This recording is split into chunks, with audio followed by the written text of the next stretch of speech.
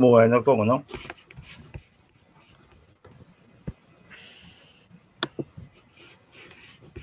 Perfecto.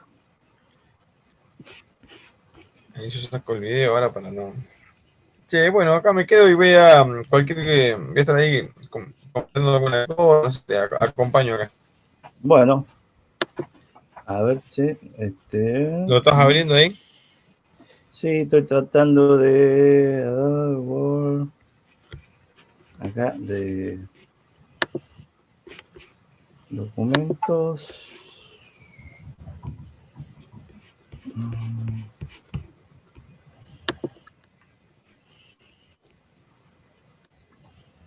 Elementos, a ver. Sí, un montón de alumnos, hay 20 chicos. Qué numerito, Mirá. Bien, Un récord histórico. Sí, es la camada más grande que hemos tenido hasta acá. Olvídate. A ver dónde lo había puesto. Y me quieren pasar en un listado los mails.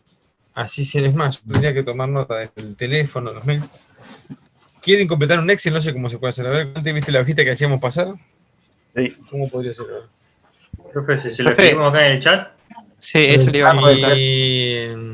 Uno por uno. Dale, con el nombre y el mail que quieran usar para el Dropbox. En el chat que ya crearon. Hacemos así, que acá lo tengo. A ver. Como cuando empiecen a ponerlo, escriban en cada mejor, es perfecto, porque ahí yo agarro y los copio en el Excel que tengo también con todos los alumnos. Pónganme, si pueden, el nombre completo, el mail y eso. Y ya estaríamos con eso. ¿El teléfono también, profe? Y el teléfono creo que lo podría sacar del mismo contacto o pónganlo. Ahí está, nombre completo, mail y teléfono.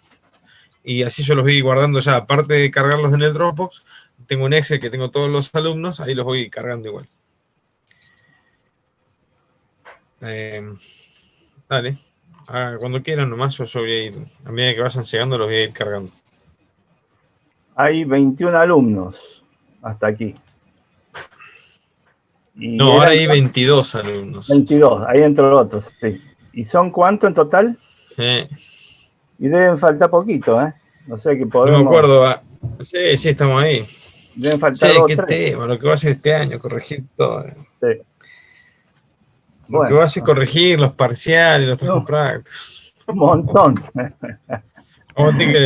Che, olvidate.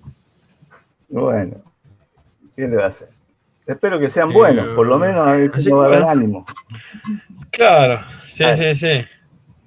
Bueno, che, Carlos, le comento. Yo creo que para mí deberíamos filtrar. Sí.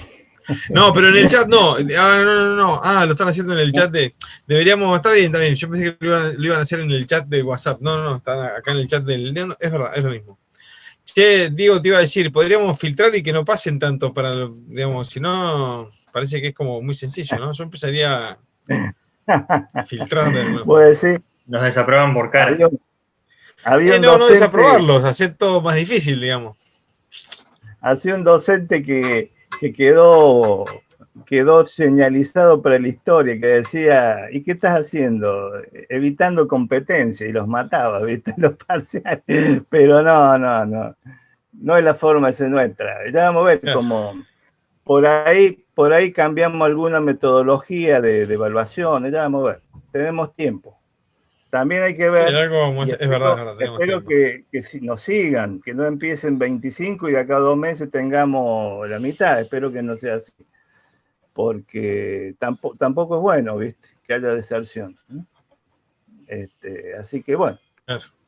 De última, Carlos, podemos evaluar el trabajo, los trabajos que en vez de que sean personales, poder admitir que sean en grupo, ya vamos a ver. Porque si no te va a volver loco. Vamos a hacer, sí, no. Pero porque no es que todos los años va a haber 20 y pico de alumnos, así que No, el año que viene, pero el año que viene vos sabés que en tercer año hay muchos también. Son casi 30 el año que viene. si siguen todos, o sea que hemos aumentado la matrícula bastante importante, ¿viste? No así en industrial. En industrial, ¿viste? No pasa nada, digamos, se siguen manteniendo los mismos valores, ¿viste?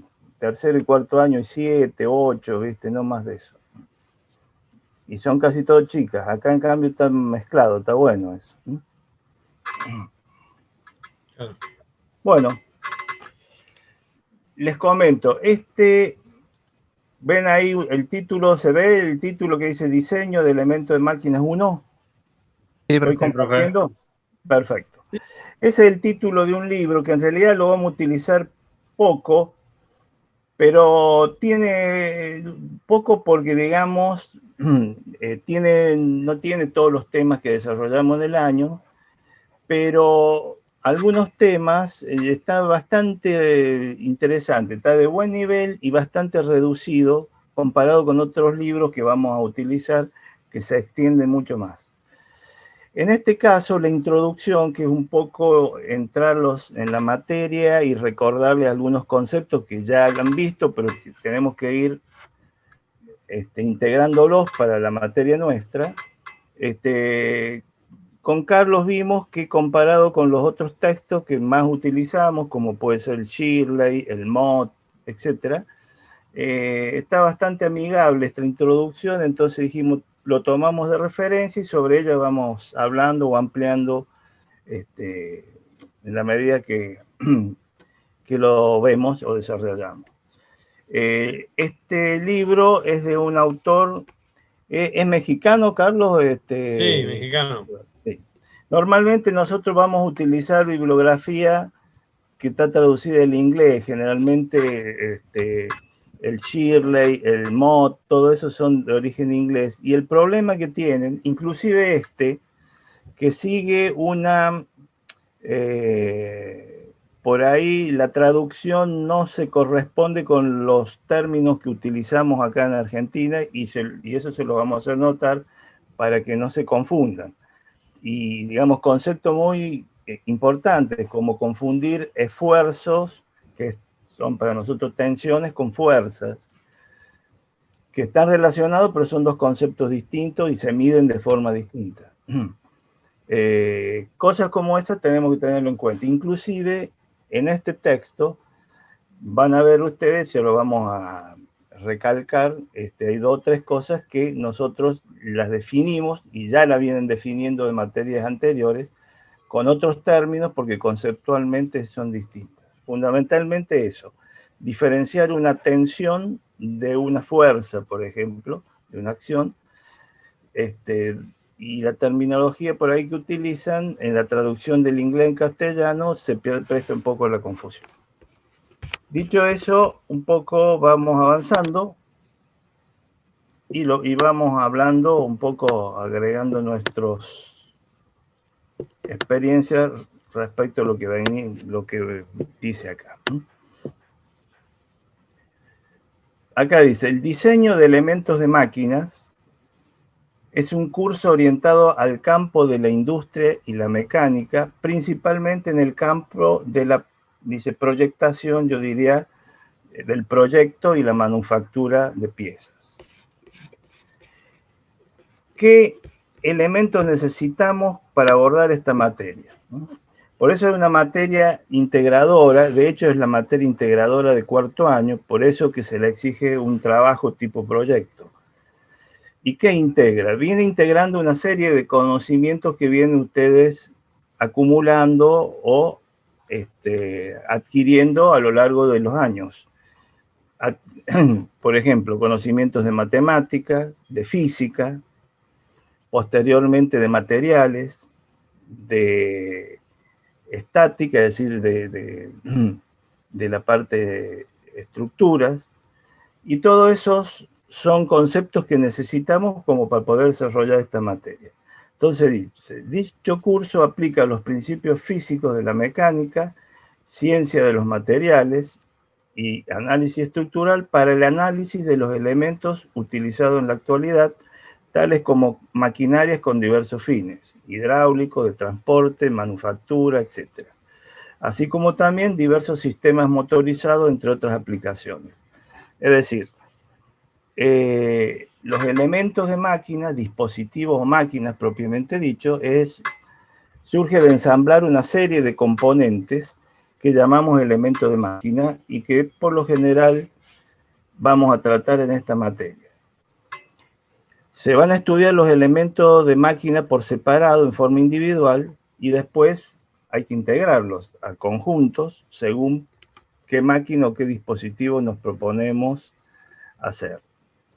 A decir la verdad, y esa es una opinión personal, el plan de estudio nuestro es como que le falta una materia en ese aspecto. Es decir, considero que en elemento de máquina deberíamos ver, de hecho se lo ve, cada elemento por separado, cómo se lo calcula, cómo se lo analiza, cuáles son las propiedades y el funcionamiento.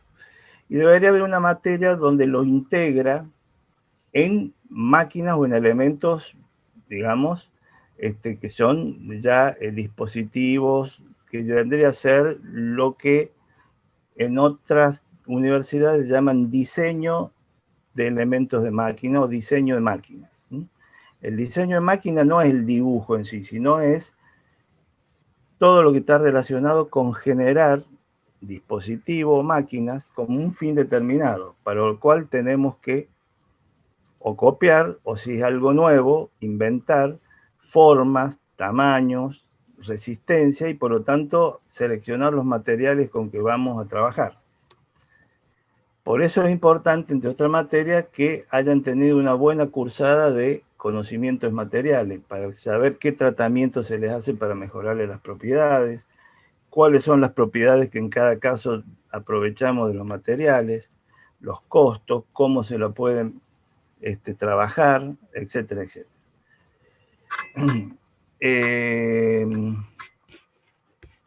Entonces, dicho estas generalidades,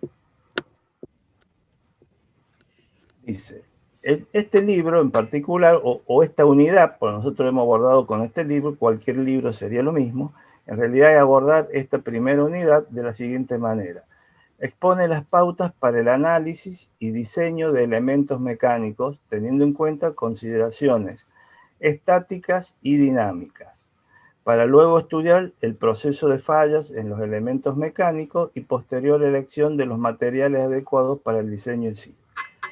Le hago una traducción más simple de todo esto que dice en este párrafo. Nosotros los mecánicos tenemos un gran problema respecto de los ingenieros civiles, que es que estudiamos los elementos de movimiento. Y eso genera una serie de fuerzas y una serie de efectos mucho más complicados que las estructuras cuando están quietas.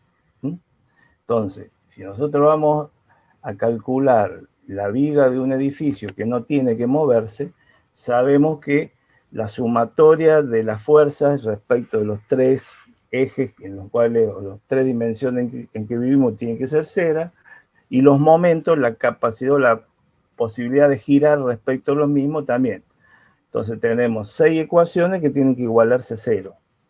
En el caso de los elementos mecánicos que están rotando o se están trasladando, que generalmente es el tema de las máquinas, tenemos que analizar el equilibrio de algo que se está moviendo, que es lo que se llama equilibrio dinámico, que es lo que han visto en mecánica. Entonces, la sumatoria de las fuerzas externas que actúan sobre un dispositivo o un elemento que estamos analizando no es 0, sino que es igual a la masa por la aceleración. Y bueno, ese es un complemento, que es la fuerza efectiva que llamamos. Y por otro lado, la sumatoria de los momentos tampoco es 0, sino que es igual a la variación del momento cinético. ¿Se acuerdan de mecánica? Y ahí arrancamos con una matriz, que es la matriz de inercia y todo eso que tenemos que tener en cuenta. Y máxime, si hay algo girando, aparecen las fuerzas centrífugas y todo eso, que hacen que el estado real de cargas que soporte una estructura en movimiento sea mucho mayor que una carga simplemente apoyada que está quieta. Todo eso lo tenemos que tener en cuenta este año cuando diseñemos, por ejemplo, un eje, un árbol sobre el cual se montan distintos elementos y está girando, y eso representa una serie de fuerzas extras que actúan sobre los apoyos que hay que tener en cuenta. Y eso lo tenemos en cuenta dimensionando con materiales o más resistentes o bien con tamaños de ejes más grandes, lo cual tiene su pro y su contra. Todo ese análisis es lo que, bueno, tenemos que realizar cada vez que estudiamos o avanzamos en cada tema de la materia.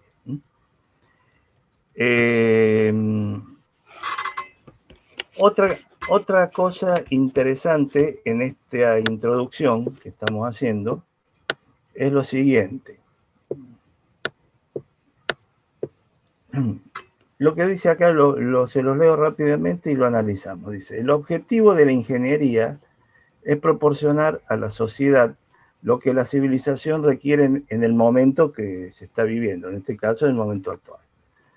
Por lo tanto, la ingeniería se transforma en el ente que liga y convierte la naturaleza para la satisfacción del hombre. Es decir, el fin del ingeniero es tratar de generar una mejor calidad de vida, es decir, trabajar con los elementos y la disponibilidad de los elementos que tiene para mejorar la calidad de vida.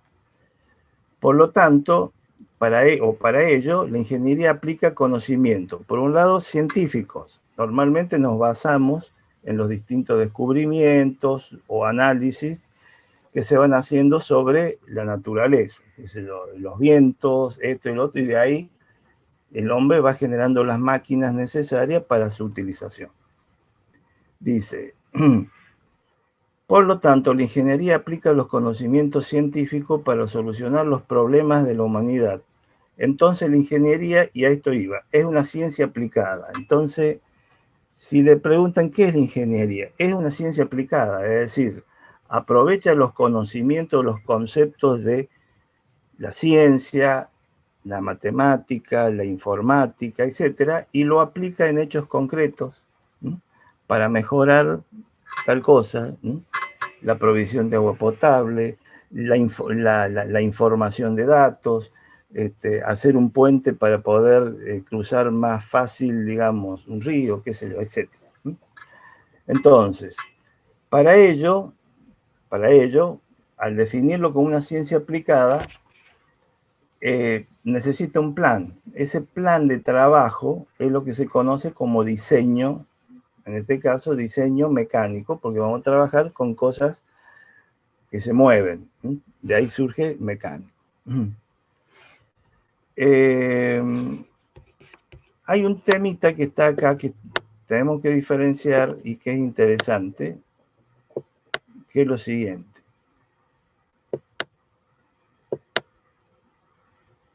Bueno, acá está el índice del libro, lo salteamos y vamos al tema 1. Acá está, introducción. Introducción al diseño. Pregunta. ¿Alguien sabe de qué elemento se trata el dibujo ese que tenemos presente ahí? ¿Qué elemento de máquina es ese? ¿Un embrague? Muy bien, un embrague. Perfecto. ¿Cuál es la función de un embrague?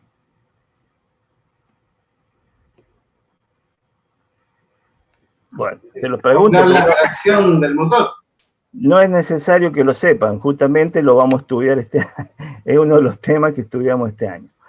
El embrague fundamentalmente tiene por función acoplar o desacoplar dos elementos que se están moviendo. Entonces, está el elemento motor que al acoplarse le transmite movimiento a una determinada máquina, o en el caso del auto, le transmite a la rueda el movimiento. Cuando desacoplamos el motor de la caja de velocidad y del resto de elementos que le dan movimiento a la rueda, al desacoplar, bueno, queda sin movimiento. En el caso particular de un vehículo, que es un caso muy común que existe, y de hecho es un embrague de un vehículo, la función que tiene es permitir que en el momento que hagamos los cambios de marcha que nos permiten las distintas relaciones de transmisión, según la velocidad y el torque, ya vamos a charlar a lo largo de la materia que son ambas cosas, ¿no? Necesitamos para cada caso, distinto es si nosotros vamos a abordar una subida que si vamos en una recta a alta velocidad. Entonces, para poder adaptar la potencia del motor de las mejores condiciones al terreno, ponemos la marcha que más conviene, pero para eso hay que desacoplarlo, el motor de la caja de velocidades, porque si está en movimiento y tratamos de engranar dos ruedas dentadas, lo más probable es que la rompamos. Es decir, por eso el embrague lo que hace cuando apretamos el pedal del embrague es separar el motor de la caja para que podamos poner la marcha sin movimiento en la caja, y una vez que pusimos la velocidad requerida, soltamos el pedal, desembragamos y se unen de vuelta las dos partes. En ese caso particular, esa es la función que tiene. Pero hay infinidad de embragues para distintas máquinas en la industria que vamos a ver, digamos, los casos más comunes a lo largo de esta materia. Acá hay algo interesante que no tiene nada que ver con la materia, pero en cada capítulo este autor le pone un proverbio, por ejemplo, y en este caso dice, no hay que confundir nunca el conocimiento con la sabiduría. El primero, es decir, el conocimiento que se adquiere con la materia o con un oficio, nos sirve para ganarnos la vida. La sabiduría nos ayuda a vivir y la sabiduría se adquiere viviendo. Esa es la verdad. Está bueno. Introducción. Bueno, esto les quería mostrar. Fundamentos de un proyecto. El año que viene, ustedes tienen una materia que es el proyecto final de la carrera, que es la última materia que se rinde. Y ahí, bueno, se lo define bien, pero ahora también podremos ya ir teniendo una idea concreta que es un proyecto. Entonces, así como no sé, un juez se manifiesta a través de sus sentencias, un médico a través de los procedimientos de cura que aplica o las operaciones que hace. El ingeniero se expresa cuando quiere hacer algo a través de proyectos. O sea que un proyecto es un elemento bien definido, ¿sí?, en el cual se plasma lo que se quiere hacer y cómo se quiere hacer y cuánto va a salir y en cuánto tiempo se va a hacer. Todos esos datos perfectamente establecidos, el ingeniero lo hace en forma sistemática, siguiendo un orden en un proyecto. El proyecto de ingeniería puede ser tan simple como el proyecto, no sé, de fabricar una arandela, hasta lo más complicado que puede ser el proyecto, no sé, de una nave espacial. Cada proyecto tiene su complejidad y tiene sus subproyectos en caso de que sea un ensamble de varias cosas. La lógica es la misma, lo que cambian son los conceptos que se aplican y la complejidad de los mismos. Y en caso que sea un proyecto complejo donde haya que unir partes, la complejidad, por ejemplo, aumenta en la medida que hay que integrar partes, y para eso tiene que haber normas comunes que sepan todos los integrantes y todos los interesados para que las cumplan. Un ejemplo, uno de los primeros proyectos grandes que se hicieron, o por lo menos reconocidos dentro de la ingeniería, fue un avión que fue que lo hicieron entre Francia e Inglaterra. Un avión que era para la época realmente, que no me acuerdo cómo se llamaba ahora. ¿Vos te acordás, Carlos? El que tenía el ala delta, la forma. Bueno. Y los tipos establecieron normas de trabajo y cada uno trabajaba por su cuenta y después ensamblaron las partes. Tenía el micrófono apagado. No, che.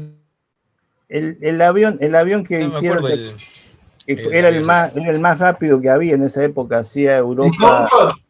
¿Eh? Ah, el Concorde, Es el Concorde, sí, que el Concorde, se le el giraba Concorde. la. Ahí, Y lo ¿cómo se hicieron entre los ingleses y los franceses, y cada uno de ellos trabajaba por su cuenta y después ensamblaron las partes, ¿viste? Y eso lo pudieron hacer porque siguieron los mismos códigos y las mismas normas de trabajo. Bueno, hoy en día eso prácticamente se lleva a cabo en toda la industria, por eso se permite que un motor tenga una parte hecha acá, otra en, no sé, en Japón, otra en Alemania, y bueno, y después se ensambla y funciona perfectamente. ¿Por qué? Porque se establecen normas de tolerancia, de materiales, etcétera, que si todas las cumplen, perfectamente se pueden ensamblar las partes y formar el conjunto que sea, ¿no? Bueno, todo eso forma parte del proyecto de ingeniería. O sea que el ingeniero se expresa a través de proyectos, de la forma de hacer, de producir cosas, ¿no? ¿Qué diferencia hay entre la ciencia, la ingeniería y un proyecto? Bueno, acá hay una definición bien burda, pero bien fácil de interpretar. Dice, la ciencia, el objetivo, ¿cuál es la del objetivo de la ciencia? Revelar los secretos de la naturaleza. Por ejemplo, no sé, como dice acá, el número de planetas inhabitables en nuestra galaxia es un problema científico. Ahora, ¿qué pasa? Todas esas revelaciones, muchas de ellas quedan ahí hasta que en algún momento es utilizada, ¿no es cierto?, con algún fin específico. Pero el hallazgo de determinar la cantidad de planetas inhabitables en este momento no da respuesta a ninguna necesidad, digamos, estricta o de la humanidad en este momento. Pero sí son, digamos, avances que genera la ciencia que después lo toma alguna parte de la medicina, de la ingeniería, etcétera, según de qué se trate la ciencia, y en algún momento después lo aplica en hechos concretos, que es lo que sí hace la ingeniería. La ingeniería toma conceptos o conocimientos que proveen de la ciencia y lo utilizan en temas concretos para un fin determinado. Ahora, a su vez la ingeniería, para poder llevar a cabo, digamos, mejora para dar respuesta a requerimientos del ser humano, de las comunidades, mejorar el alumbrado, alumbrar el agua potable, mejorar cualquier elemento que hace a mejorar la calidad de vida, lo hace a través de proyectos. Estos proyectos, en el caso de elementos de máquina, está asociado a lo que hemos llamado diseño mecánico, ¿no? Para diseñar una pieza lo hacemos a través de un proyecto, o sea, siguiendo los conceptos del proyecto. Bien. Cuando hablamos de diseño, no nos referimos solamente a plasmar en un papel o en una computadora la forma, el tamaño, el color de la máquina o del elemento que queremos diseñar, ¿no? Sino que el diseño comprende todo, el cálculo, los especiales elegidos, las vinculaciones de las partes para que funcione el conjunto, etc. Todo eso hace el diseño. Y por supuesto, siempre, hasta ahora, van mejorando los métodos. Antes se hacía manualmente, después se hacía por métodos, qué sé yo, AutoCAD, etc. Y hoy en día hay software específico que cada vez nos permiten, digamos, ser más sofisticados en el diseño de elementos mecánicos. Ahí ya vamos a ver, a partir de la clase que viene, cuando empecemos ya con temas específicos, con Carlos, bueno, vamos a ver algún ejemplo y después con el SolidWorks los vamos a exponer y vamos a ver la posibilidad que nos da de analizar los puntos donde están las mayores tensiones, los puntos más críticos para el diseño, etcétera, etcétera, que, digamos, con estos software que hoy tenemos, menos tiempo y de una forma más precisa poder analizarlo. No obstante, los conceptos físicos, como dijimos los otros días, los tenemos que tener, porque el software hace lo que nosotros le decimos. Si le mandamos un concepto errado, la resolución va a ser errada. La culpa no tiene el software, sino nosotros que le hemos metido mal los datos. Eso es así.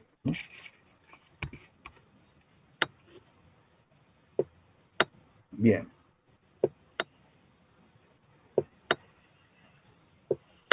Bueno, todo esto acá habla un poco de los materiales que se utilizan. Eso si les interesa, acá tienen, que esto lo han visto en conocimiento de materiales, pero todo lo que está relacionado a los tipos de acero, cómo se los designa, las normas para designar, las letras, etc. No obstante, acá hay algo que quiero parar un segundito porque es conceptual. Hay algunas propiedades que son importantes tenerlas bien presentes. Una es la capacidad, digamos, o la resistencia al cizallamiento o a la cizalla. ¿A qué llamamos cizallamiento? ¿Alguien sabe?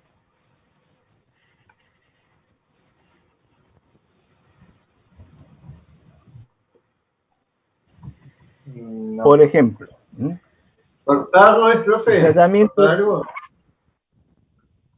cizallamiento está relacionado con ciza Profe, se o cortó. tijera, es decir, ¿se cortó? ¿Me escucha ahí?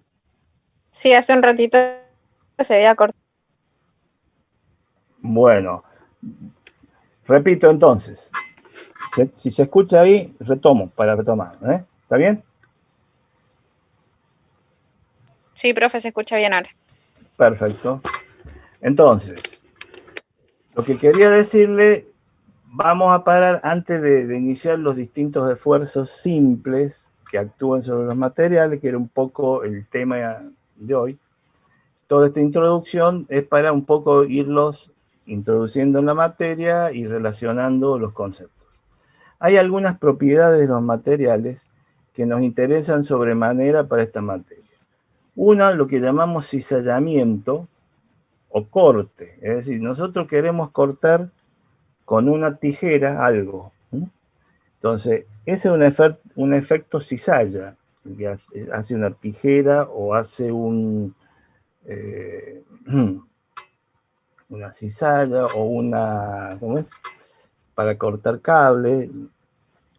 Es decir, todos los elementos que cortan algo, un alambre, un cable, una barra, etcétera, se realiza por el efecto cizalla. ¿En qué consiste el efecto cizalla? ¿Qué tenemos que hacer para poder cortar un elemento? Tenemos que generar dos fuerzas iguales y contrarias. Por ejemplo, entre las dos partes de una tijera se genera esa fuerza cuando, ¿no es cierto?, nosotros apretamos desde las orejas, digamos, de la manija de la tijera. Ahora bien, esas dos fuerzas, ¿cómo tienen que estar? ¿Tienen que estar perfectamente alineadas una con otra o tiene que haber una mínima distancia entre ambos? Pregunta.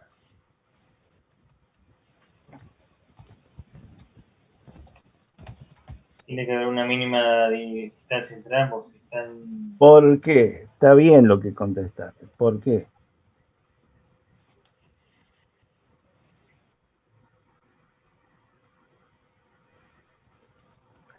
Porque si nosotros aplicamos las dos fuerzas, una alineada con la otra, lo que estamos haciendo es comprimiendo el elemento que queremos cortar. Para generar el efecto cizalla tienen que ser dos fuerzas que están desplazadas una distancia mínima. Ahora, si la distancia es mucha, en la medida que aumenta la distancia, va a ser mayor el esfuerzo que tenemos que hacer. O sea que tiene que estar desalineada, pero lo mínimo posible. Eso es lo que genera el efecto cizalla entre dos fuerzas iguales y contrarias que tratan de cortar un elemento, una barra, lo que sea.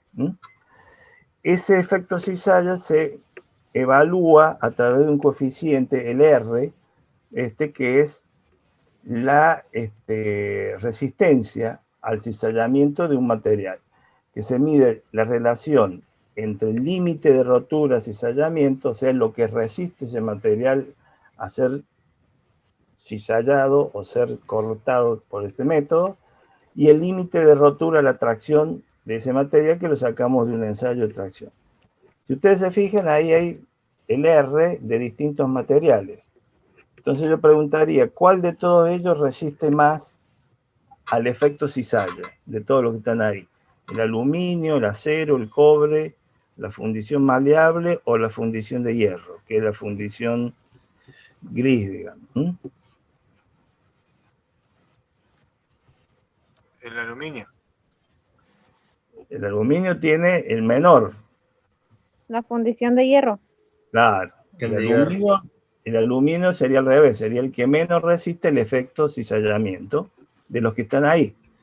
Y el que más resiste es la fundición de hierro, porque la relación inclusive supera 1, quiere decir que la rotura del cizallamiento es mayor que el límite de rotura-tracción. Un caso medio raro que se da en algunos materiales. Generalmente siempre ese coeficiente es menor a 1. Bueno, otra propiedad que es interesante, porque son propiedades que las vamos a aplicar siempre, es lo que llamamos ductilidad y maleabilidad. ¿Qué diferencia hay? Porque están relacionadas las dos. ¿Cuándo decimos que un material es dúctil y cuándo decimos que un material es maleable? A ver si alguien puede responder. Sí, dúctil es cuando lo puedes formar en alambre y es maleable cuando lo haces como chapa. Es decir, digamos que sí, está bien, pero te lo expresemos mejor.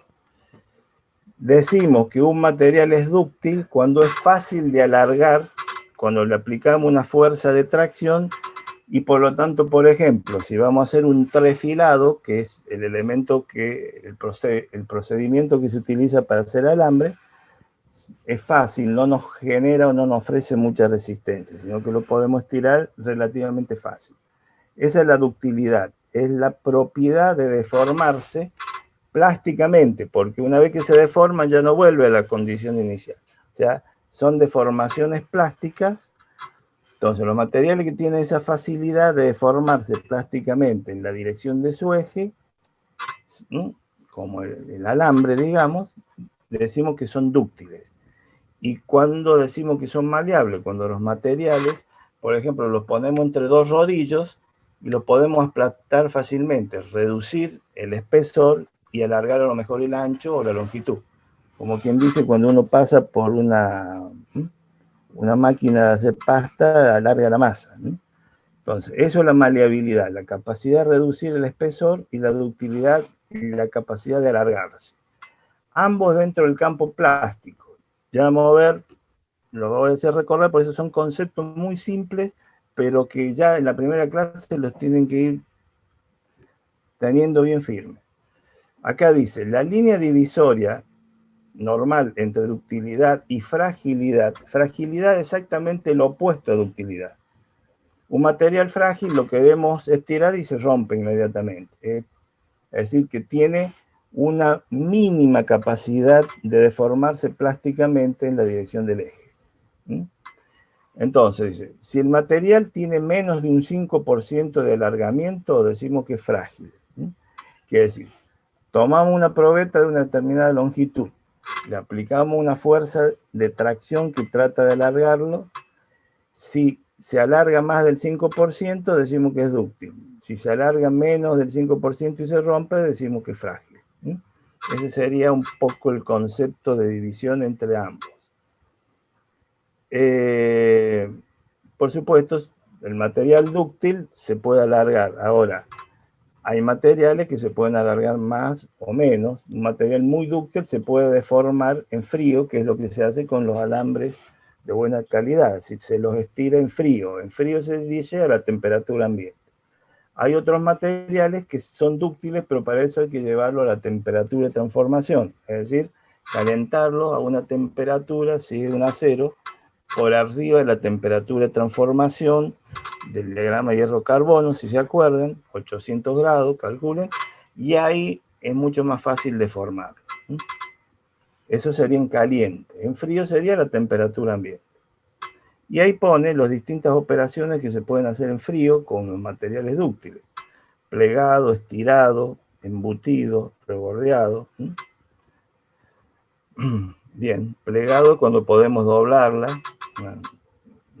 estirado estirarlo embutido cuando lo podemos hacer, sí, como quien dice, una olla, un envase, y rebordeado cuando se le puede doblar los extremos. Esa sería la ductilidad, y la maleabilidad, digamos, cuando se le puede disminuir el espesor. Y hay otros dos conceptos que son resiliencia y tenacidad. La resiliencia es la capacidad de absorber energía dentro del campo elástico, mientras que la tenacidad es la capacidad de absorber energía dentro del campo plástico. Bueno, y ahí para eso vamos a un diagrama de hierro, un diagrama de un ensayo de tracción donde podemos observar eso. Supónganse que en la línea roja ese sería el resultado de un ensayo de tracción que se ha hecho un determinado material, una probeta de un determinado material, en el cual en ordenada, ahí se fijan, dice esfuerzo, en realidad se está refiriendo a tensiones. Esfuerzo dividido área, que es una tensión. Sigma es una tensión normal, ya vamos a distinguir bien las sigmas de las tau, unas son tensiones normales y otras tensiones de corte. Unas son en una dirección y otras en otra. Bueno, acá se ha hecho la fuerza aplicada dividido la sección inicial de la probeta, nos da la tensión aplicada, y acá abajo la deformación unitaria es la deformación que va tomando la probeta dividido la longitud inicial. Si nosotros observamos el diagrama de tracción, que esto ya lo han visto, pero lo observamos y lo utilizamos como nosotros ahora lo necesitamos ver, tenemos, si se acuerdan, la parte recta, que es la parte de proporcionalidad entre las tensiones, o también si analizáramos las fuerzas y las deformaciones simples, también se mantiene la misma forma, es decir, aplicamos una fuerza, tenemos tal deformación, aplicamos otra fuerza, aplicamos otra deformación, siguiendo una proporcionalidad. Eso se da dentro del campo elástico, donde es válido ¿qué cosa? Esa proporcionalidad, ¿cómo se llama? ¿Se acuerdan? Entre las fuerzas y las deformaciones, o bien entre las tensiones y las deformaciones unitarias.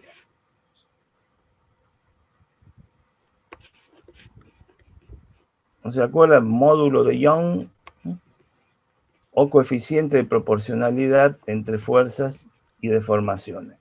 Esa línea recta representa el campo elástico, es decir, ¿qué quiere decir campo elástico? Que si nosotros aplicamos una determinada fuerza, supongamos esta que estoy indicando acá, voy hasta el gráfico, bajo, y acá abajo me da, aplicando dicha fuerza, qué deformación ha sufrido la probeta.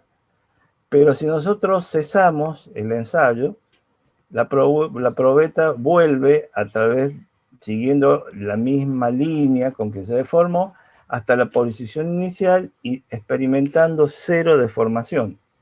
Quiere decir que dentro del campo elástico las deformaciones no son permanentes. Cesado el esfuerzo, el cuerpo vuelve a sus dimensiones y formas iniciales. Eso no ocurre una vez que pasamos el campo elástico, ¿sí?, e ingresamos en el campo plástico. ¿Qué significa campo plástico? La palabra lo dice, pero conceptualmente, ¿qué quiere decir campo plástico? A ver si alguno lo puede Que es donde se producen las deformaciones plásticas en el material. Una vez que el Perfecto. material se deforma, no retoma su forma original. Exacto. Plástico significa eso. Que una vez que si hay deformación en esa zona, cesamos el esfuerzo, ya no vuelve a la posición inicial, ya queda deformado el cuerpo. Ahora bien, fíjense ustedes cómo, tanto en esta materia como en la industria en general, nosotros utilizamos, según para qué elemento de máquina o para cada qué cosa, utilizamos piezas que trabajan en el campo elástico y también en el campo plástico. Es decir, si nosotros vamos a diseñar un resorte, por ejemplo, un resorte es un elemento que se deforma dentro del campo elástico y devuelve la energía cuando nosotros dejamos de generar un esfuerzo sobre el mismo. Trata de volver a la posición inicial. Si le aplicamos una fuerza mayor a la que resiste, se deforma plásticamente y ya no sirve más el resorte, no cumple más la función para la cual fue diseñado. Ahora bien, como dijimos, en cambio, cuando nosotros utilizamos procedimientos de fabricación de algunas piezas que las deformamos plásticamente, por ejemplo, un alambre con un perfilado, un perfil L, un perfil T, que lo deformamos a partir de una barra de material, pasándolo por determinados rodillos, le vamos dando distintas formas, U, L, doble T, etc. Todos esos perfiles se definen con deformación plástica, es decir, no vuelve el material a su posición inicial. Quiere decir que en la industria, en realidad, se utilizan las distintas propiedades de los materiales con distintos fines. Inclusive los materiales frágiles, llamando frágiles aquellos que tienen un campo plástico, grande o chico, preguntan. ¿Un material frágil tiene un campo plástico grande o pequeño? Pequeño, pues se rompe fácilmente. Claro, una vez que pasas el límite elástico, prácticamente se rompe casi inmediatamente, es decir, no soportan deformaciones plásticas. O sea, que esos conceptos que son muy simples tienen que tenerlo en esta materia bien firme, porque forma parte de los criterios que necesitamos cada vez que, decidamos construir o fabricar cualquier elemento de máquina. Entonces, un elemento frágil no tiene campo elástico. Por lo tanto, si nosotros por X motivo vamos a hacer que un material se haga frágil, y ya vamos a ver en qué caso sucede eso, tenemos que asegurarnos que siempre trabaje dentro del campo elástico, porque sabemos que ni bien supere ese valor, no soporta ninguna deformación permanente y se rompe. ¿En qué casos el material se fragiliza? Generalmente con algunos tratamientos térmicos, fundamentalmente con el temple, que es un tratamiento térmico que vamos a utilizar generalmente para darle mayor dureza o resistencia a la pieza o el elemento que queremos fabricar. Entonces, adquiere mayor resistencia, pero a costa de adquirir mucha tensión interna y se hace mucho más frágil. Entonces, no sé si se acuerdan el año pasado en tecnología cuando veíamos las brochas. La brocha es una herramienta, digamos que mediante un temple muy severo adquiere una dureza, una resistencia muy grande, entonces los dientes, al moverse, al hacer el movimiento alternativo, realizan las ranuras. Pero, digamos, se hace tan duro y tan frágil que si nosotros una brocha la tiremos al piso se rompe con un vidrio. Sin embargo, al estar sometido a esfuerzos, al romper el material, lo hace con mayor precisión. O sea, ahí estamos viendo cómo adquirimos una propiedad a costa de perder otra. Eso se da mucho con los tratamientos que se le hacen a los materiales para mejorarle determinada propiedad. Bien.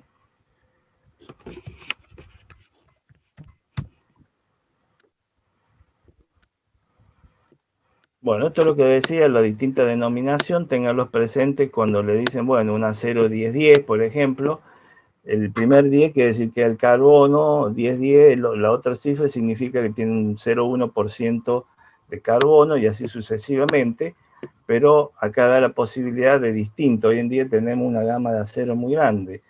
Acero del carbono generalmente es el acero base, del cual después, agregándole otros elementos, se van mejorando. Si le agregamos níquel, níquel cromo, generalmente son los elementos que se agregan para los aceros, obtener los aceros inoxidables. Acero el molibdeno para adquirir resistencia, dureza. Cromo vanadio nos da una resistencia mucho más grande. Por ejemplo, en la fabricación de herramientas es muy común cromo vanadio o tungsteno. Lo que pasa es que el tungsteno es mucho más caro y más difícil de manejar. El silicio generalmente, cuando vamos a utilizar piezas que van a trabajar por rozamiento, nos da la ventaja de una buena resistencia al rozamiento. Esto lo vamos a ver en detalle en la medida que veamos cada uno de los elementos de máquina y los distintos materiales con que conviene fabricarlos aprovechando estas propiedades, ¿no? Y ahí está la tablita de la designación. Esto lo deben haber visto en conocimiento de materiales, pero acá la tienen presente en este libro, en todos los libros en realidad, que de la materia que vamos a ir viendo, tienen, entre otras, esta tabla y muchas otras más. El diagrama de hierro-carbono, bueno, la curva de la S, que nos permiten determinar tiempo, temperatura y transformación para los tratamientos térmicos, y la designación de los aluminios, también, al igual que los aceros. Bueno, este es el tema en realidad que íbamos a iniciar hoy, que es esfuerzo simple en elementos de máquina. ¿Cuáles son los esfuerzos simples que podemos generar sobre un elemento de máquina? ¿Cómo se los evalúa? Y después, ¿cómo se los combina? Cuando aparecen más de uno de esos esfuerzos aplicados sobre un elemento. ¿Cómo se los analiza para determinar, bueno, dimensionar los mismos para que soporten las tensiones o las fuerzas requeridas? Bueno, acá este autor, como le decía, al iniciar cada capítulo, figura como capítulo 2. En realidad nosotros lo tenemos como tema o unidad 1, esfuerzos simples.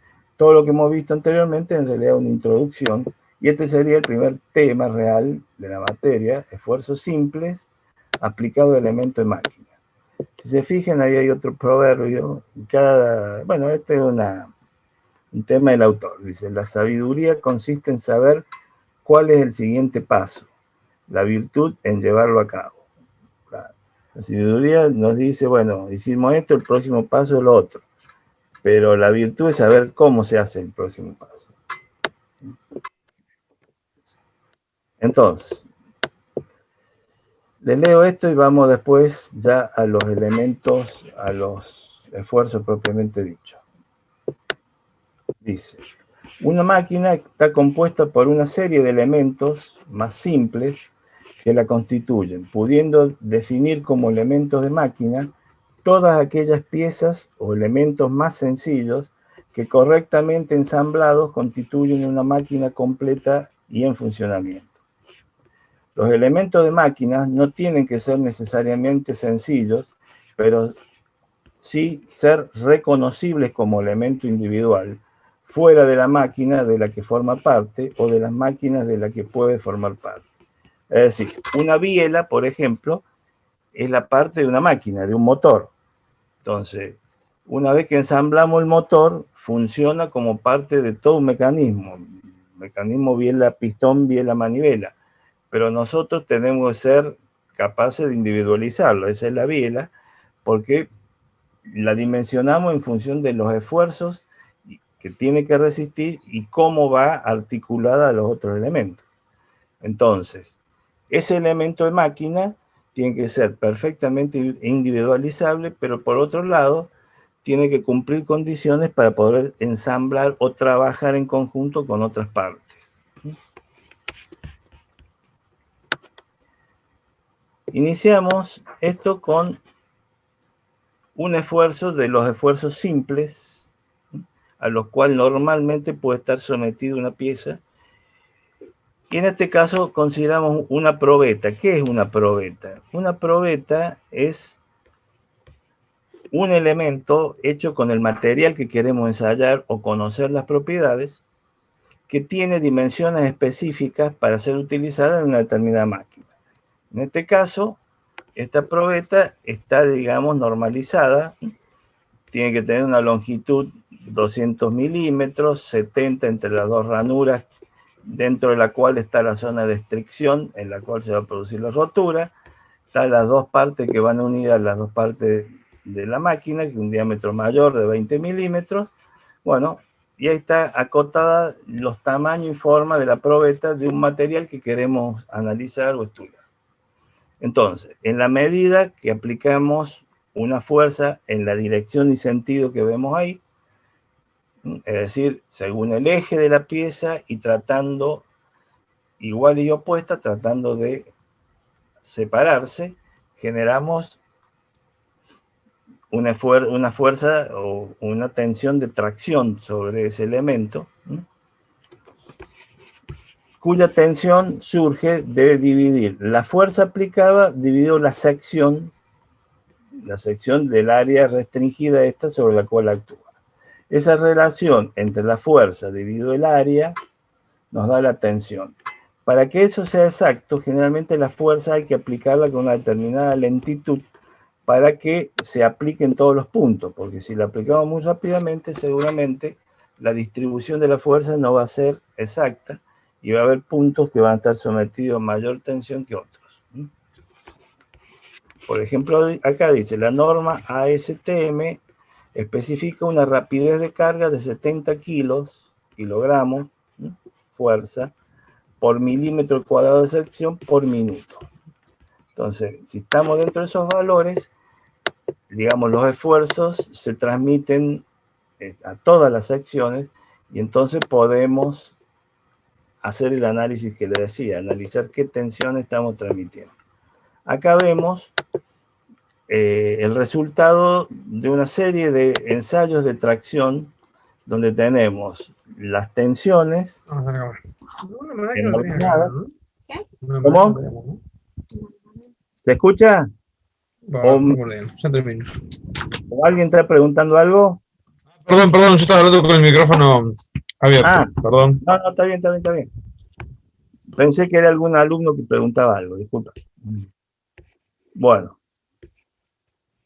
Acá tenemos distintos diagramas de tracción de distintos materiales. El 1 dice latón blando, 2 acero de bajo carbono, 3 bronce duro, el 4 acero laminado en frío, 5, acero de contenido medio de carbono, recocido, y 6 acero de contenido medio de carbono tratado térmicamente, por lo tanto aumentó sustancialmente, si se fijan, su campo elástico. Acá seguramente le han aplicado un temple que ha aumentado considerablemente, pero el campo plástico es muy chico, o sea que hemos aumentado la capacidad de soportar esfuerzos en el campo elástico, pero el campo plástico lo hemos achicado. O sea, eso generalmente se hacen con tratamientos como temple. Si nosotros queremos mejorar esa situación, es decir, aumentar el campo plástico, hacemos otros tratamientos como recocido, normalizado, etcétera, que reducen la capacidad de soportar esfuerzos o tensiones en el campo elástico, pero mejoran el campo plástico, o sea, soportan mejor las deformaciones plásticas.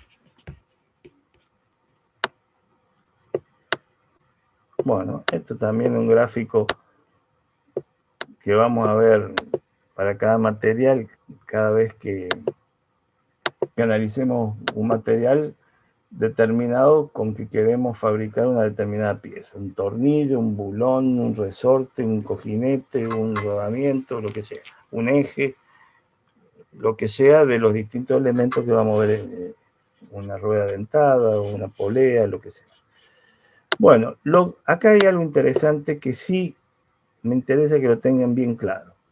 Si se fijan, en ese ensayo, en el gráfico, eso que representa un ensayo de tracción,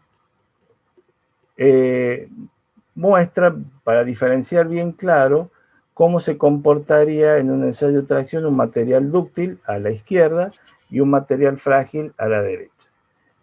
A la izquierda, el material dúctil tiene una zona elástica lineal, después tiene una zona donde entra influencia de anormalidad y después empieza el campo plástico hasta la ruptura en D.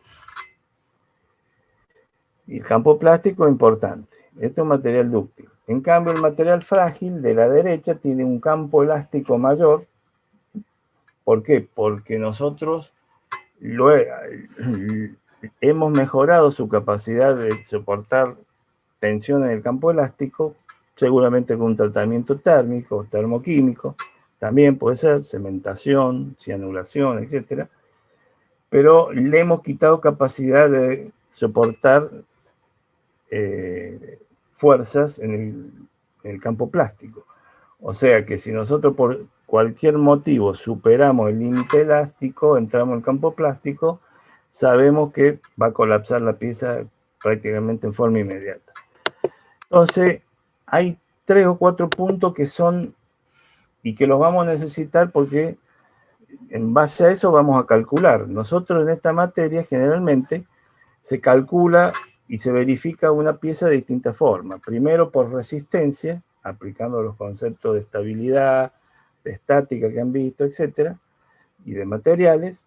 Después se lo verifica por rigidez y también podemos verificarlo por vibraciones, podemos verificarlo por ángulo de deformación, ya vamos a ver, es decir, podemos verificar según cómo trabaja cada pieza, podemos verificar según distintos esfuerzos que puede estar sometido una determinada pieza para asegurarnos que, o por fatiga, es muy común en piezas que se mueven o giran muchas revoluciones que si nosotros las analizamos por resistencia de materiales, soporta perfecto, pero resulta que esa pieza sometida a un régimen de revolución determinado, debido, ya vamos a ver, a la forma o a una serie de cosas que influyen sobre la misma, resulta que por fatiga se rompe mucho antes, es decir, y no lo tuvimos en cuenta.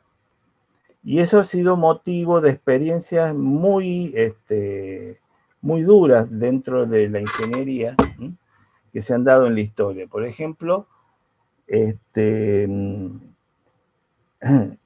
de aviones que han, digamos, que han caído porque por la vibración que había no han resistido, digamos, la unión entre el fuselaje y el ala, y ha habido un quiebre ahí y ha producido, bueno, un accidente. Y era por la fatiga que genera el movimiento que se genera, al no tenerlo en cuenta, hacer el cálculo exclusivamente de resistencia. Bueno, y eso generó en su momento accidentes que, bueno, por supuesto que para las generaciones que siguieron sirvieron de ejemplo para no cometerlos más, pero generaron accidentes en el momento. Aquí,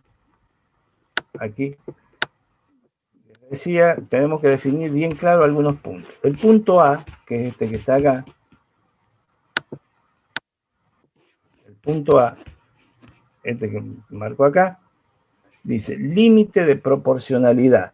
O sea, vendría a ser el límite de la parte recta, donde hay proporcionalidad entre tensiones y deformaciones.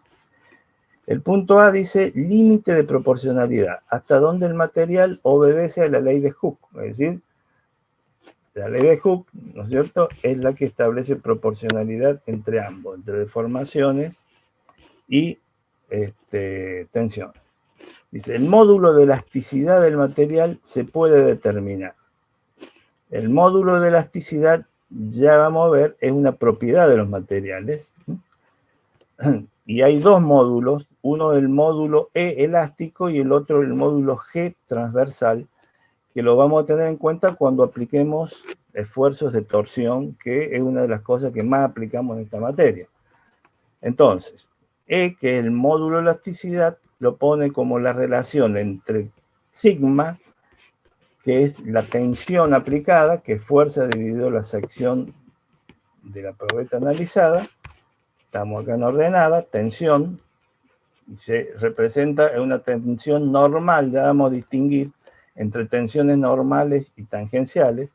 La tensión normal sigma, que se genera por esfuerzos normales, que puede ser tracción, compresión o inclusive flexión, se la define con la letra sigma.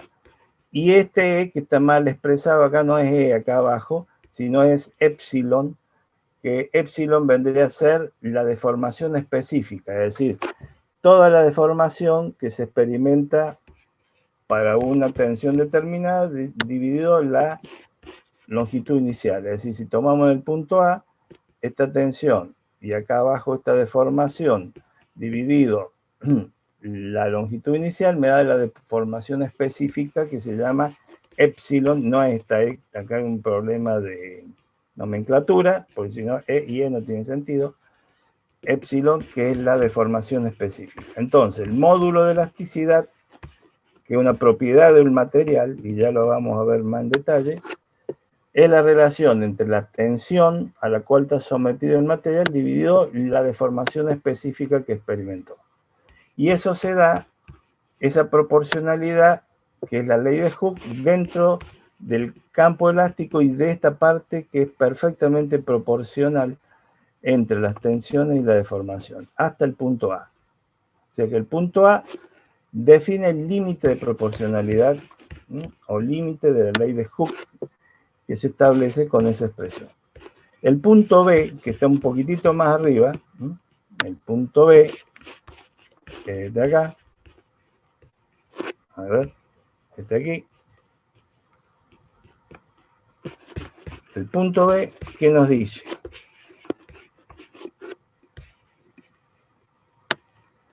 Límite elástico.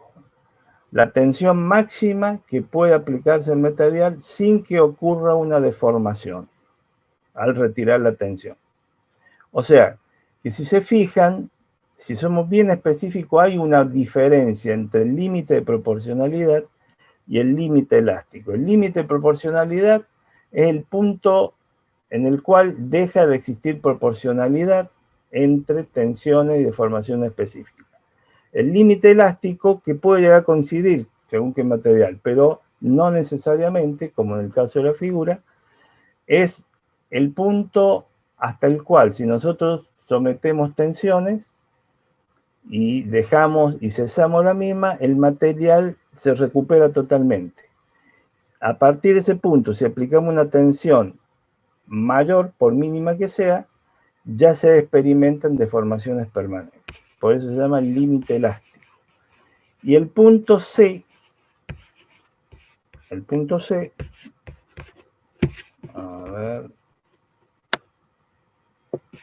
que está más arriba, el límite, acá está. El punto C es el límite de fluencia. Que lo necesitamos, lo vamos a utilizar mucho, ese límite de fluencia, porque vienen tablas de los materiales y lo vamos a utilizar cuando analicemos la vida útil de un material a partir de la fatiga, a partir del número de ciclos de trabajo, etc. Necesitamos ese valor del límite de fluencia. O sea que el límite de fluencia es el punto donde el material pasa de elástico a plástico directamente.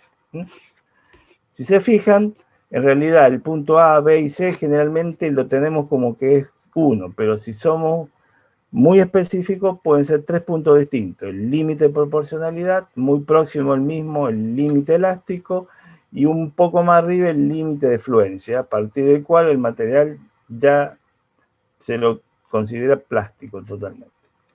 Bueno, y el límite de rotura, ese sí, es muy fácil de distinguir, porque el límite de rotura dice, o resistencia a la tracción, es la máxima tensión que alcanza el material en el diagrama. No la última, porque el material se rompe acá. Pero una vez que alcanzó la máxima tensión en D, ya cede, y la probeta, si nosotros estamos haciendo el ensayo, vemos que prácticamente pasado ese punto se alarga sola, se alarga hasta que se corta. Ya, digamos, ha cedido totalmente el material, y entonces ese es el punto o la tensión máxima que soporta el punto D. Hasta la rotura pasa un determinado tiempo, pero con tensiones menores ya el material está totalmente cedido y, bueno, solo un tiempo más hasta que se produce la rotura total. Esos serían los 4 puntos interesantes que nosotros recabamos de un diagrama de tracción, y fundamentalmente hay 2 valores que sacamos de la tabla, que es el SI, que es el límite de fluencia, que en realidad lo que sacamos es un valor de tensión en libras sobre pulgada al cuadrado, o en kilogramos sobre milímetro cuadrado, o en newton sobre milímetro cuadrado.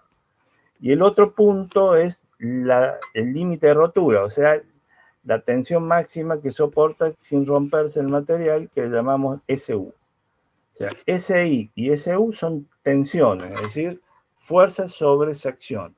Entonces, kilogramos sobre milímetro cuadrado, newton sobre milímetro cuadrado o libras sobre pulgada cuadrada.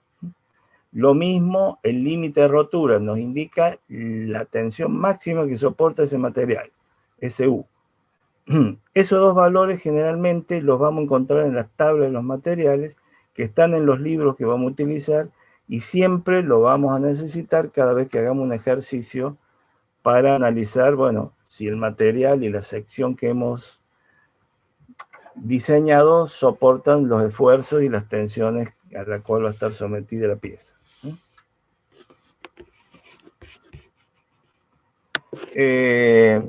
Yo sigo, pero si quieren parar, hacer algún análisis, no se entiende algo o agrega algo, en el momento que lo requieran, háganlo. Inclusive, no sé si está ahí, Carlos. Si no, les comento yo. En las clases siguientes, Acá te digo. sí, lo que podemos implementar, como hicimos el año pasado, es establecer, digamos, más o menos mitad de la clase, unos 5 minutos, como para que puedan tomar, aunque sea un café o un vaso de agua. No hay problema. Bueno. Hoy ya estamos, ya falta un rato, no un ratito nomás, pero a partir de la próxima clase podemos hacer así, más o menos 10:30, 11, sí, 10:30. Hacemos un alto de 5 minutos y seguimos después hasta finalizar la clase. 21, Bueno. 22, 46, 23, 45. Bueno, estamos de acuerdo.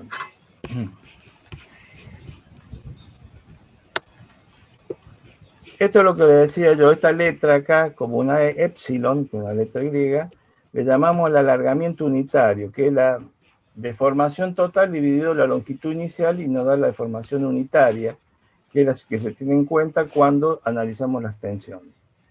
Si analizamos en el diagrama de tracción las fuerzas y no las tensiones, en abscisa sí determinamos directamente, medimos los alargamientos, no los alargamientos unitarios como en este caso. Y la ley de Hooke, tal cual vimos recién, la teníamos acá, en la ley de Hooke la teníamos expresada despejando E, que es el módulo elástico, pero en este caso es tal cual se la define, las tensiones aplicadas son igual a la deformación unitaria por el módulo elástico del material. Eso es lo que nos dice Hooke, dentro del límite de proporcionalidad, hasta el punto A. Una forma de medir E, que el módulo de Young o el módulo de elasticidad, es el valor de la fuerza, que puede ser en kilogramos fuerza. Para distinguir, no me gusta esta simbología, más vale si vamos a trabajar en kilogramos, pondría KF, kilogramo fuerza, y KG, kilogramo masa, para distinguir bien. Divido la sección, que puede ser en centímetro cuadrado o en milímetro cuadrado, que usamos mucho en mecánica.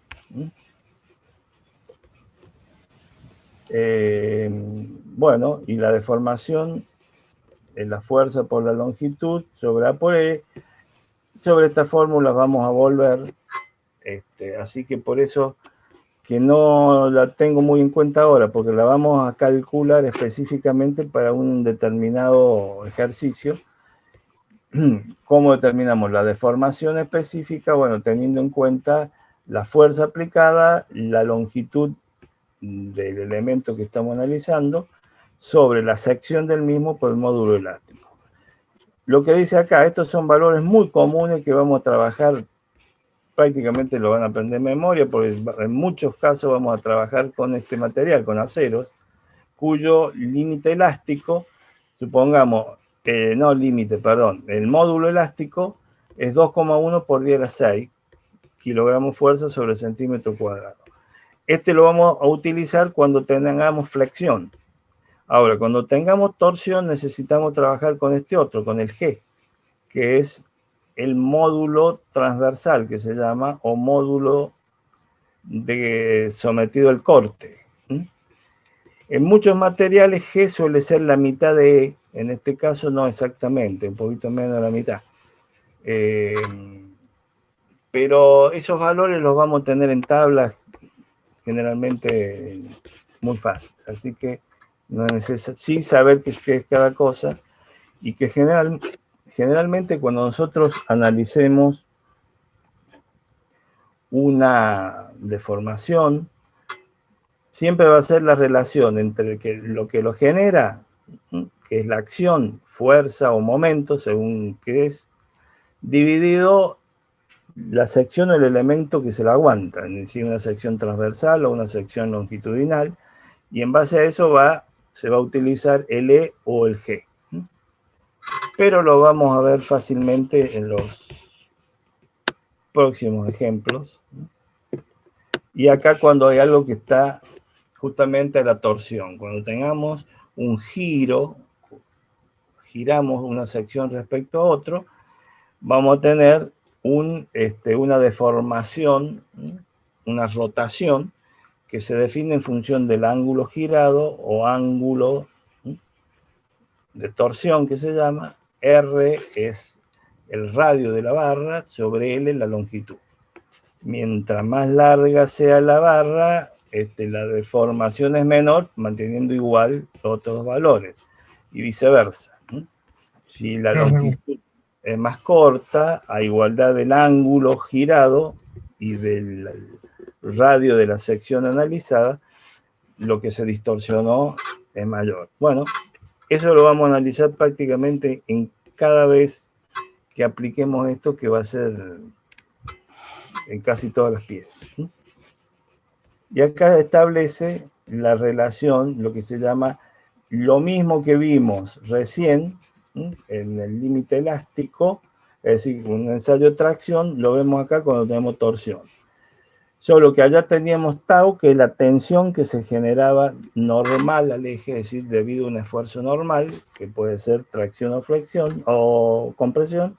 Acá sería torsión. Si tenemos torsión, las tensiones van a ser las tau, esta letra es tau, que son las tensiones de corte.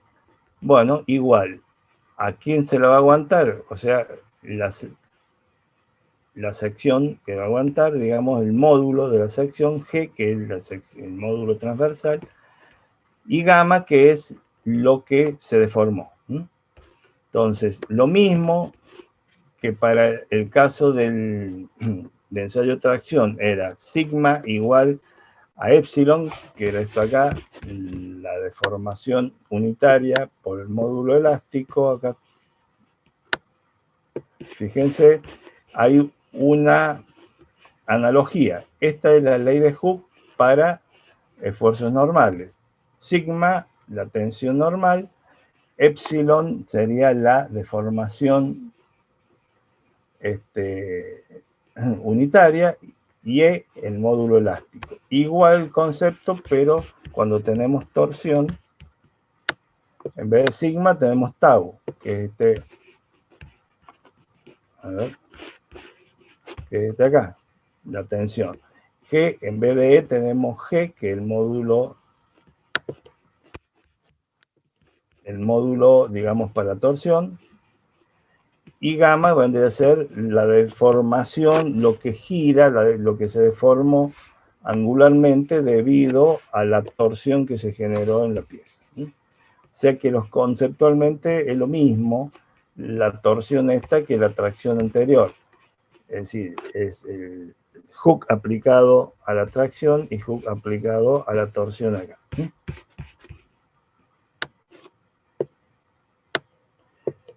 Esto acá, por otro lado, nos dice, estas fórmulas que deben haber visto en estabilidad, la vamos a ver y todos los días, porque estas son formulitas muy comunes que vamos a analizar. Supongamos que queremos analizar la hélice de un tornillo de fuerza. Bueno, el momento torsor aplicado, el radio del tornillo, la J, que es, digamos, el momento polar de inercia. Bueno, esto acá son formulitas que vamos a ver para cada caso, en cada tema, siempre. Entonces, desde ya podemos irnos familiarizando. Es decir, tau es una tensión. Tensión es fuerza sobre sección. ¿Pero qué tensión? Las tau son tensiones de corte. Ya vamos a discriminar entre tensiones de corte y tensiones normales. Conceptualmente son distintas. El T es el momento torsor, R es el radio de la barra que estamos analizando y J es el momento polar de inercia.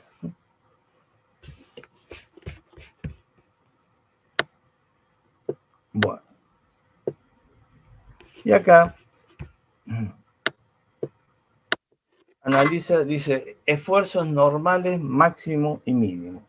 Pero para ver eso, los esfuerzos normales, máximo y mínimo, están en esta formulita o también se pueden determinar aplicando el círculo de Moore, que es algo que hoy prácticamente no se utiliza. Hoy trabajamos analíticamente, no gráficamente, como en algún momento se hacía, porque era el único recurso que se tenía.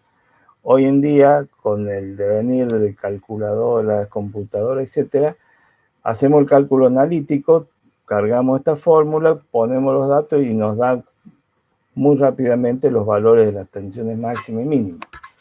Ahora bien, para analizar estas tensiones máximas y mínimas que se generan en un punto de una pieza determinada, deberíamos previamente analizar qué son las tensiones y cómo las simbolizamos. Esto me interesa que me sigan bien y si no se entiende bien, paramos y repetimos porque conceptualmente esto lo tenemos que manejar todo el año. Y bien. Entonces, supongamos un punto determinado del material de una pieza que estamos analizando. Un punto.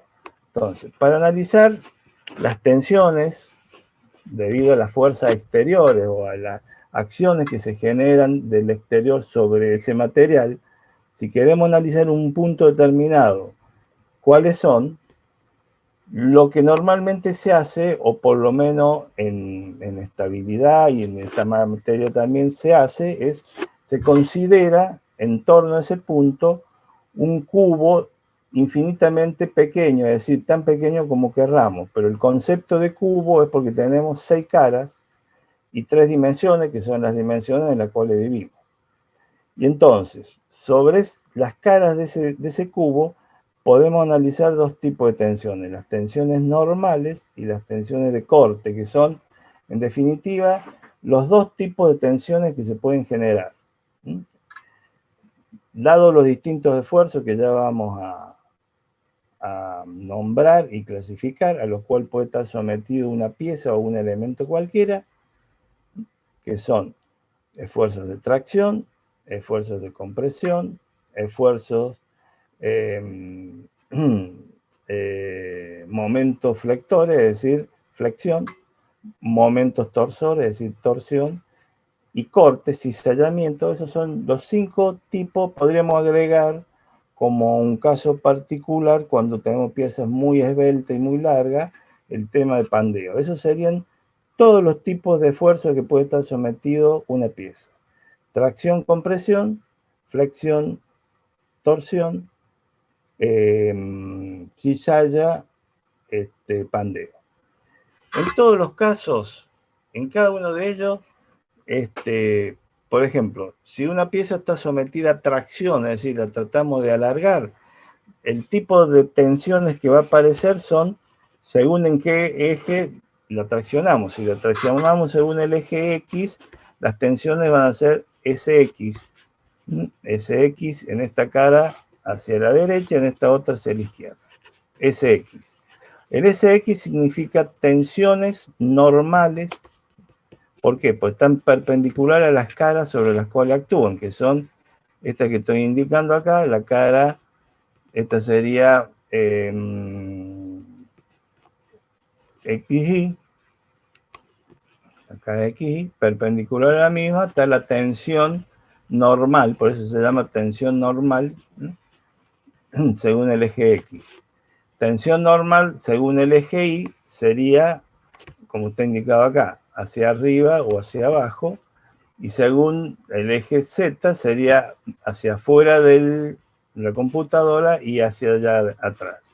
Ahí tenemos entonces las tensiones normales según los tres ejes. SX menos SX, SI menos SI, SZ menos SZ. Hacia la derecha el SX positivo, esta es positiva, esta se le considera negativa.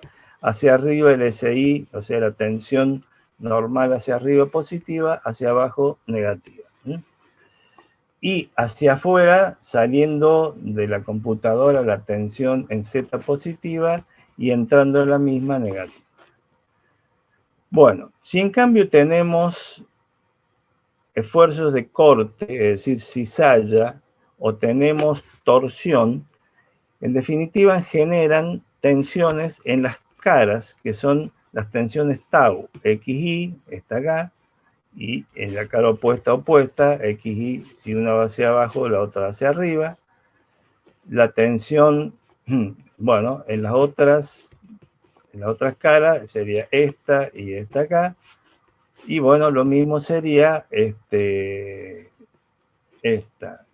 acá, esta acá, y faltarían en las dos caras hacia afuera, que sería esta, y hacia adentro, allá atrás, la otra opuesta. Esas serían las tensiones de corte generadas por esfuerzos de cizallamiento o esfuerzos de torsión. Entonces, una pregunta sería, más que pregunta, es un resumen de lo que acabo de decirle. De los distintos esfuerzos que puede estar sometido una pieza, ¿cuáles generan tensiones normales, sigma, y cuáles generan tensiones de corte, tau? ¿Alguien puede contestar?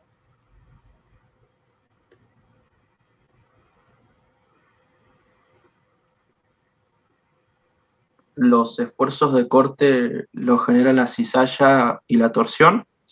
Sí, señor. Y los otros... Y las tensiones normales, sigma. Claro, la tracción y la compresión, flexión. Y la flexión, exactamente. Eso tengámoslo en cuenta porque, bueno, no sé si llegamos hoy, pero si no llegamos hoy, seguramente en la clase que viene arrancamos con eso. Es decir, cada uno de esos esfuerzos por separado, cuáles son las fórmulas que nos definen las tensiones que generan cada uno de esos esfuerzos, y después vamos a ver los esfuerzos combinados, es decir, en aquellos casos donde aparecen 2 o 3 tipos de estos esfuerzos simultáneamente. Entonces tenemos que determinar el estado de tensión a la cual se está sometido la pieza. Puede estar sometido al mismo tiempo flexión, torsión normal, puede estar sometido flexión, compresión, cizalla, qué sé yo. Entonces, analizamos cada uno por separado para ver qué tensiones, y después tenemos que, aplicando las formulitas que vimos recién, que las vamos a aplicar ya en la clase que viene, determinamos el estado complejo de tensiones en la cual está sometido esa pieza, debido a la acción conjunta de distintos esfuerzos que trabajan en la pieza.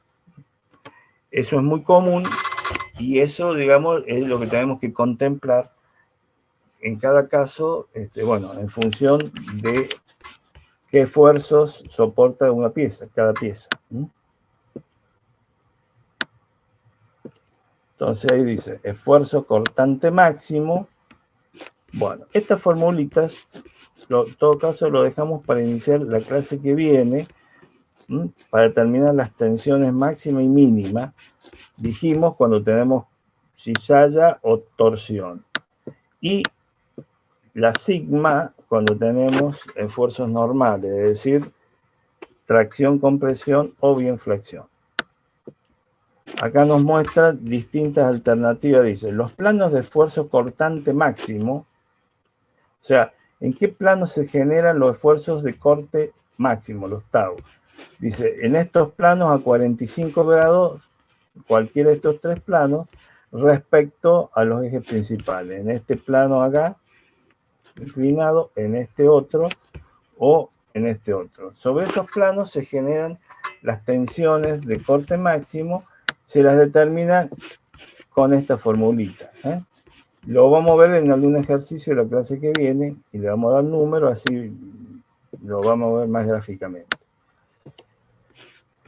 Acá dice, para la aplicación de ecuaciones anteriores se quiere determinar el Sx, Si, que eran Sx, la tensión normal sigma en la dirección de X, Si en la dirección de Y, y el tau X y la tensión de corte en la cara esa, X. En el punto crítico del miembro de la máquina. Es decir, tenemos que ir a un lugar donde decimos este es el punto más crítico, donde las tensiones son máximas, bueno, porque sobre el mismo actúa toda la fuerza o lo que sea. Entonces, el punto crítico es el punto en el cual las cargas aplicadas producen los efectos combinados o los efectos más desfavorables para el esfuerzo máximo. Entonces, supongamos en una viga Sx y Si, es decir, las sigma en la dirección de X y de Y. Entonces, más o menos depende del signo. M es el momento flector, o sea que esta formulita primera es para flexión. Momento flector por C, que es la distancia de la fibra más alejada a la fibra neutra del elemento que estamos analizando.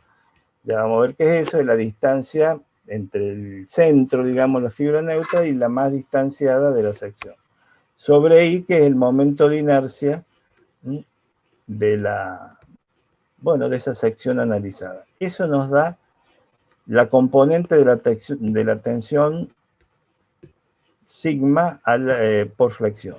Más o menos P, que es la fuerza aplicada en la dirección del eje sobre la sección, nos da la tensión normal, ya sea de tracción o de compresión. Entonces, si tenemos las dos cosas, tendremos que sumar las dos componentes y nos dan las tensiones máximas en la dirección de X e Y. Si en cambio tenemos una pieza sometida a torsión, por ejemplo, vamos a tener tensiones de corte, dijimos. Supongamos la cara XY, vamos a tener el momento torsor aplicado, es decir, aquella que trata de torsionar a la barra. R es el radio de esa barra sobre el momento polar de inercia, que ya lo vamos a analizar. Es lo que se opone, digamos, al cambio. Por eso tenemos que analizar la inercia. Más SB, que era, bueno, este era torsión y esto era si tenemos cizallamiento. Eso nos da la suma de los dos. Si hubiera los dos tipos de esfuerzos o tensiones, nos da la tensión de corte definitiva. Así como sumamos acá flexión y esfuerzos normales, acá sumamos torsión más cizalla. No podemos mezclar las tau con las S, porque unas son en las direcciones normales de los ejes y las otras en las direcciones de las caras, XY y Z, XZ, las tres caras, ahí tenemos las tensiones de corte. M, en la fórmula de acá arriba que les decía, M es el momento flector que ya han visto en estabilidad, pero que vamos a ver acá todos los días, así que en la clase que viene, en un simple ejercicio, vamos a determinar el momento flector en los distintos puntos de la viga o de distintos puntos de la pieza. Momento flector se mide en una unidad de fuerza por una unidad de longitud. Puede ser kilogramo fuerza por centímetro, newton por centímetro, newton metro, libra, guión pulgada, etc. C es la distancia, como les decía, C es del eje neutro, que es generalmente una fibra que está en el centro de la pieza que se está analizando, a la fibra más alejada. Entonces, dice distancia del eje neutro, la superficie más alejada en centímetros o en milímetros normalmente. Y R, el radio de la sección transversal circular, radio de la sección transversal circular, este en el caso de torsión. Momento torsor por R sobre J. Bueno, y momentos de inercia. ¿Se acuerdan en mecánica? Vimos momentos de inercia era lo que se oponía a cambiar el estado de giro, de rotación de una pieza. P, la carga axial, A, sección transversal, T, momento torsor, es decir, es una fuerza por una distancia que trata de torsionar, de generar un ángulo de torsión en la pieza. Y J, el momento polar de inercia, que es lo que se opone al momento torsor a que gire, en el caso de una pieza sometida a torsión. Bueno, y SB, dijimos, esfuerzo cortante transversal, efecto sisal. Bueno, de todo esto, estos serían entonces las fórmulas que me representan cómo determinar las tensiones que generan los esfuerzos simples. Es decir, M por C sobre I, una flexión, P sobre A, una tracción o una compresión, está en sentido opuesto, ¿no? Y las tensiones de corte producidas por un momento torsor o bien por una cizalla, efecto cizalla.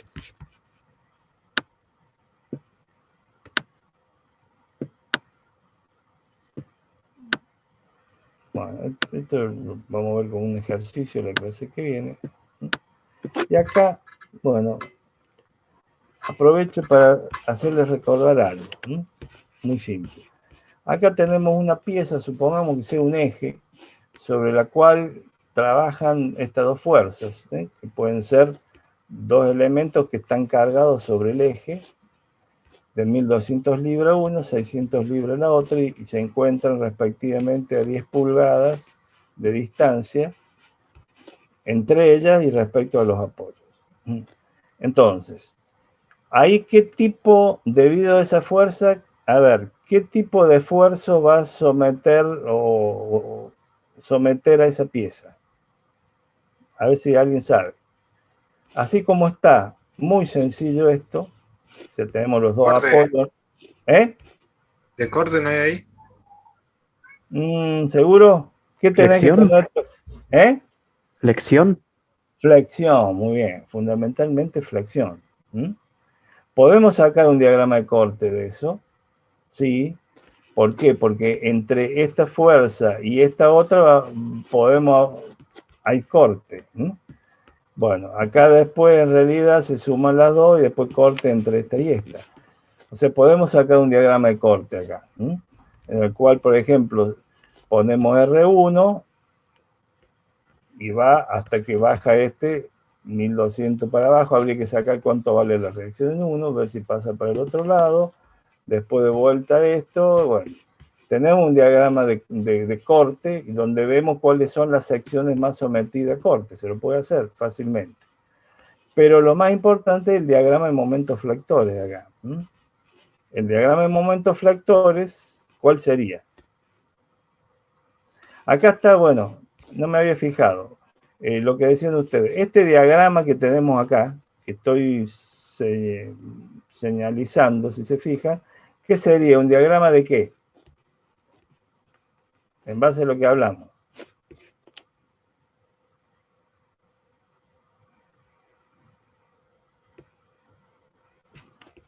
Se ve que la reacción 1 habría que calcularlas. ¿Cómo calculamos las reacciones? Tomamos momentos, supongamos, respecto al punto 2 y hacemos R1 por la distancia menos 1200 libras por 20 pulgadas menos 600 libras por 10 pulgadas. Y de ahí despejamos R1 y después podemos hacer lo mismo para R2 o haciendo sumatoria de fuerzas sacamos R2. Supongamos que acá ya lo hizo y R1 le dio 1000 kilos, por ejemplo, o 1000 libras, estamos hablando en libras. Entonces, el diagrama ¿qué hace? Ponen las 1000 libras en la escala acá, arriba, y eso se mantiene hasta que aparece esta otra fuerza de 1200 y por eso pasa hacia abajo, 200, y se mantiene hasta aparecer la otra fuerza, 600 más, la misma dirección y sentido, por eso va hasta 800 y seguramente R2 vale 800 y cierra el diagrama. ¿Qué diagrama sería ese? En base a lo que han visto. Yo pensé que ese era el de corte. Es el de corte, ¿sí? Ah, Es el de corte. bueno. Perfecto, ¿eh? Ese es el diagrama de corte. Y el de flexión, a ver si está acá. No, si no, lo podemos sacar. ¿Cómo sería el de flexión? El de flexión sería, supongamos, una cosa inclinada así, que va aumentando hasta que aparece esta otra, genera un momento flector distinto, entonces supongamos que pase para el otro lado, bueno, y nos da dando una forma que habría que sacarlo, si es con diente de sierra o no llega a serlo. Y nos da momentos flectores, cuáles son los puntos de mayor flexión. Y es interesante. Acá, por ejemplo, en esta sección sacó el sigma máximo.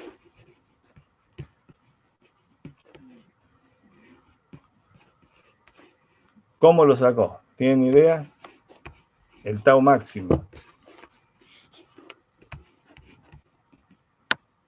Y acá está el cálculo. Acá está el tau. Aplicando la formulita que habíamos visto. El momento torsor sobre por el R sobre el G por el R. Bueno, nos da el tau. Pero esto lo vamos a dejar para la clase que viene y vamos a hacer varios problemitas de esto para agilizarnos un poco, recordarnos, varias de estas cosas las han visto, otras no sé, capaz que no, pero es necesario más o menos tenerlas presentes para abordar ya los temas concretos que siguen a esto. Bueno, por ser la primera clase, si quieren, podemos dejar acá y no hemos tenido recreo. Entonces, lo que vamos a hacer la próxima clase es lo siguiente, establecer. Sabemos que hay dos tipos de tensiones, tensiones de corte, tensiones normales. Las tensiones normales están generadas por ¿qué esfuerzos? Lo dijimos recién y alguien lo dijo. Los esfuerzos normales, que puede ser tracción o compresión, y flexión. Todo eso generan tensiones tau o SX, o acá como dice, o SI, es decir, tensiones normales. Las tau, en cambio, son tensiones de corte, que pueden ser producidas por un esfuerzo o un momento torsor, algo que quiera torcer la pieza, o bien el efecto cizalla debido al corte.